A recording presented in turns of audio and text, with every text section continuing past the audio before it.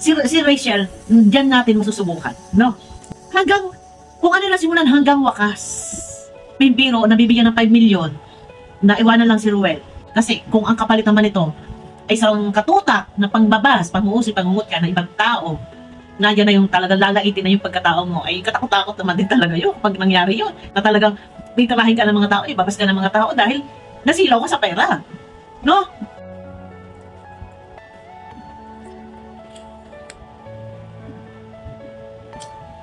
Ayun na guys, good morning, good evening at mega love shout out sa inyo lahat. At muli, ito na naman ang inyong lingkod. So yun na, isang panibagong edisyon ng ating pag-reaction, no? Ikaw guys, kaya mo bang ipagbili ang iyong pagmamahal, no? Halimbawa, mahal na mahal mo yung isang tao. So, doon sa tao na yon, merong nagmamahal, merong may gusto. So, babayaran ka para lang iwanan mo yung taong mahal mo. Yan, mega love shout out. Itong ating reaction ito ay patungkol kay Ruel at kay Rachel. Mega love shout out sa Maglangga. Ayan, at ugong ang balita at marami naman na nag-reaction patungkol dito sa nag-comment daw yata. Ito ay naririnig-rinig ko lang, no? Ako ay magbibigay lang ng aking opinion na meron daw nag-comment na ang sabi ay iwanan si Ruel magbibigay ng 5 milyon. Pero yun, nag-reaction si Ate Malo, meron ng ibang nag-reaction. Iwanan si Ruel, magbibigay ng 5 milyon, iwanan lang si Ruel. Ano ang pipiliin mo? 5 milyon na ikaw ay hayahay ang buhay, makakabili ka na ng isang bonggang-bonggang bahay sa isang exclusive subdivision. Yan, mayroon 3 milyon, 4 milyon, may natira pa sa iyong 1 milyon. So may pangsimula ka pa sa business, no? Kapalit ng iyong pagmamahal sa iyong langga. Ano, maaatin mo ba to? Ako'y kumain kasi ng kumain ako ng sincherya. Maaatin mo ba na ipagpalit mo ang iyong, ipagbili mo ang iyong pag-ibig? Magkaiba kasi ganyan. Guys, ito ha. Hindi ko alam kung ano sa pananaw nyo, ano sa pagkakaalam nyo, ang pinagkaiba ng pag-ibig sa pagmamahal. Ang pag-ibig kasi pagmamahal, para sa lahat yan. Pagmamahal sa bayan, pagmamahal sa mga bagay, sa mga ari-arian, pagmamahal sa ating mga kababayan, yan, ganun. Pag sinabing pag-ibig, puso sa puso, nagmamahalan. Yan po yung aking pagkakaintindi, no? Magkaiba ang pag-ibig at pagmamahal. Pagmamahal, oo.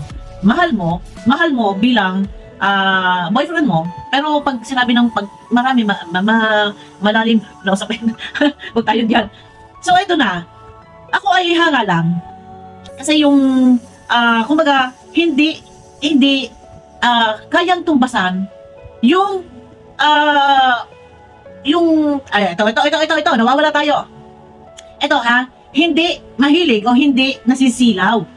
Hindi kayang silawin si Rachel sa milyong halaga. No? Hindi siya yung tipong taong materialistic, mahilig sa materialistic na bagay. No? Kasi nga naman, ay bakit mo ipagpapalit yung isang taong ito ay halimbawa, malay mo, balang araw, maging kabiyak ng iyong puso. Maging asawa mo. Tapos, ito yung tao na si Ruel, siyempre, umpisa kay Kalinga Prab, si Ruel, umpisa ni Kalinga Prab, nang dahil sa kay Kalinga Prab, nagkaroon ng Rochelle, doon sila nag-umpisa, sabay, naging matagumpay, si Ruel at si Rachel, no? Kasi, kung hindi dahil kay Ruel, unang-unang muna, kung hindi dahil kay Kalinga Prab, si Kalinga Prab, pisa si Ruel. Kung hindi dahil kay Ruel, sa love team na Rochelle, hindi rin po, ika nga ay magiging maayos yung pamumuhay. Ika nga ay hindi lang sa pagtanaw ng utang na loob ang kay Rachel.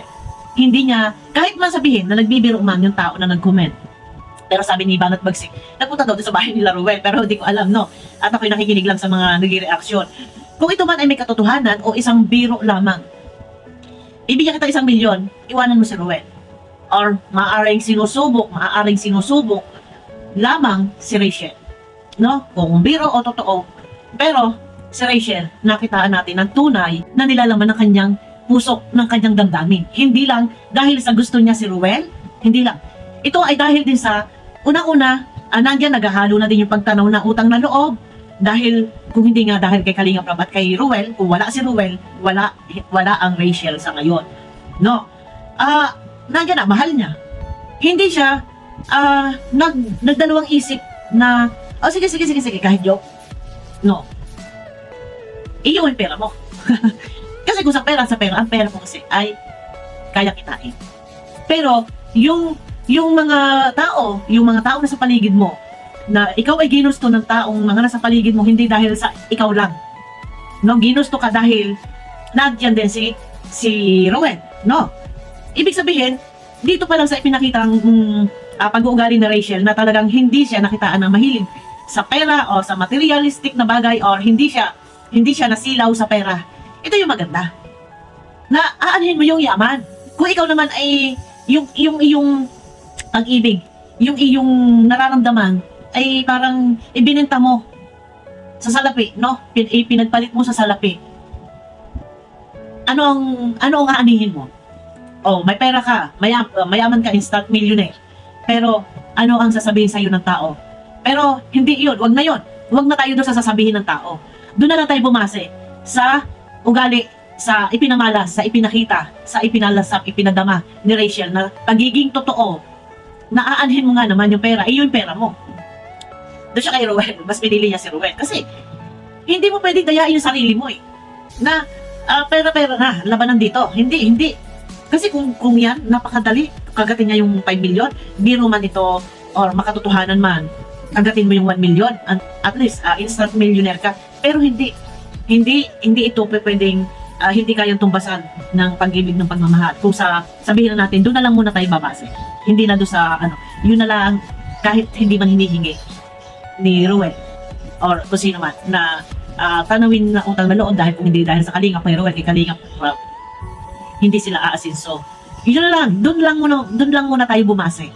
Si Rachel, diyan natin masusubukan, no?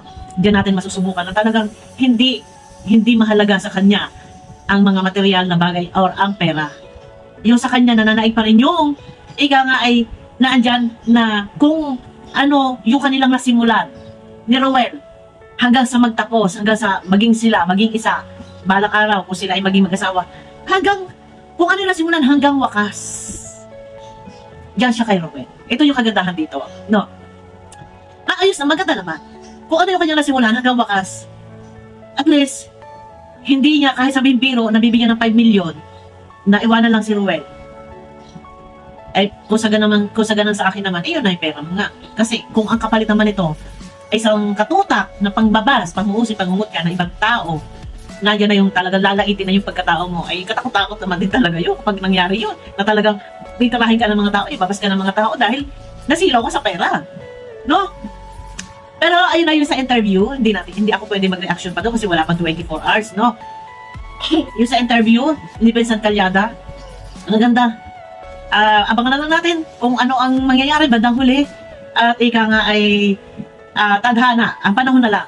Ang ika nga siyang magtatadhana kung talaga sila, no? Kung talaga sila, walang makakahadlang. Kahit 1 milyon, 100 million pa yan. Pero, perang malaki po yun. Ikaw, tatanungin ko, kung ikaw sa mga nanonood, operan ka ng 5 milyon, no, kapalit, ay iiwanan mo si Rowen of Malalag. Marami lalaki. Kung sa lalaki lang, magiging boyfriend, kaya mong palitan ng 100 boyfriend. Si Rowen, papayag, ano ang pipiliin mo?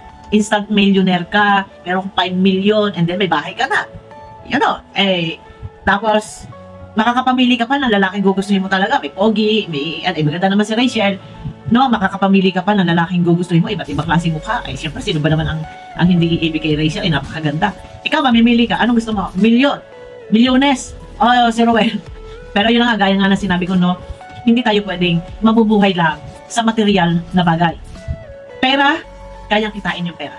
Sa totoo lang. Dahil si Rachel ay celebrity na din, sikat na din, no? Yung 5 million na ini-offer, ito man ay biro o makatotohanan na kung ano man ang totoo. Dahil sikat si Rachel, higit pa yan ang kikitain ni Rachel sa kanya YouTube channel at sa mga ibibigay ng mga sponsor ng mga nagpapaabot ng pagmamahal. Hindi tayo, kaya magpakita tayo ng, yung kagaya tama yung ginawa ni Rachel, magpakita tayo ng kagandahang asal na malaman ng tao na hindi tayo gano'n, na materialistic na bagay, mas lalo tayong pagpapalain, mas lalo tayong pupurihin, no? Mas lalo tayo makakatanggap ng blessings. Ganun lang yun. Pero yun na, no? At mas maganda talaga, hindi tayo pwedeng mabubuhay sa ang laman ng isip ay puro pera-pera. No? Minsan, tayo ay mangangapa sa ating paligid, mangangapa sa ating mga kasama.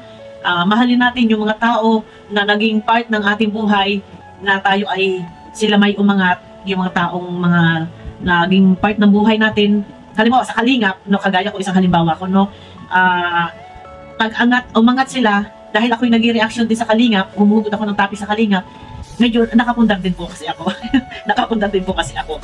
So, mahalagahan natin. Ano, pag malasakitan natin, mahalin natin. Ayun ang pinaka-importante. At yun yun, kay Rachel, ipagpatuloy mo lang kung ano yung alam mong makakabuti at alam mong pupurihin ka ng tao. Na mamahalin ka ng tao at lalo ka dadagsain ng blessings. Pagpatuloy mo lang yung kagandahang asal. Minsan makikinig ka sa ibang mga basher, wag kang magtatampo kung may mga basher na nandyan na kumbaga binabas ka. Minsan pakikinggan mo rin, babasahin mo, wag kang magtatampo. And then minsan maisip mo na siguro itry ko nga ito, i-apply ko sa sarili ko kung ano yung ayaw nila, wag mong gagawin para wala kang basher, no? Yeah, yun lang.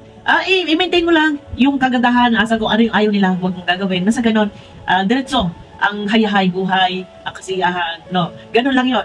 Ayun na guys! At ito ay counting reaction lang based sa aking mga napapanood ng mga reactor. At mega love shout out sa inyong lahat, no?